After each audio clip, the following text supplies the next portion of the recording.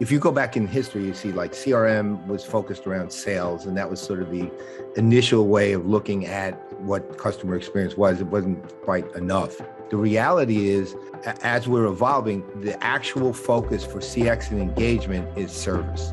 That's where it starts, and not where it only starts, where the actual impact is the greatest and always will be, because ultimately it's still the most human part of the whole thing. Consequently, the personalized digital first experience becomes a big deal.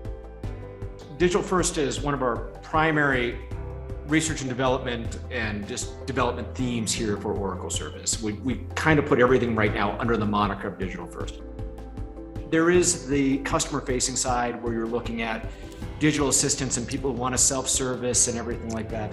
But you also have an agent side where we're providing digital first tools to make the agent's life easier, allowing them to create closer relationships with customers. The reason digital first is so important is it brings so much agility into a service organization.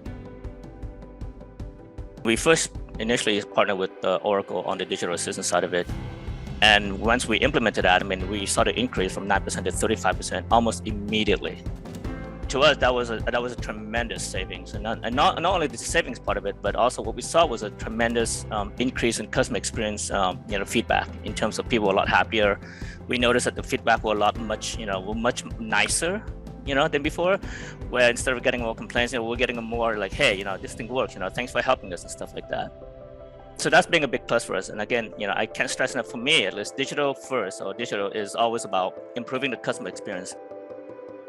We try to service everybody and do that to the best of our abilities.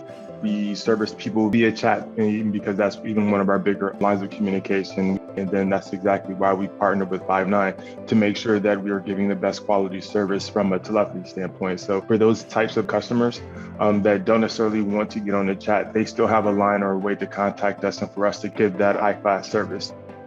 I think there is an expectation of just a better baseline of customer service and interaction. And if you don't get that better baseline without having to, opt into a VIP experience, then you are going to go into social and you are going to be more vocal about the type of experiences you don't like and the type of brands that you don't like. So I think there is just a need to create that stronger, better baseline and create VIP-like experiences for a much broader set of the community.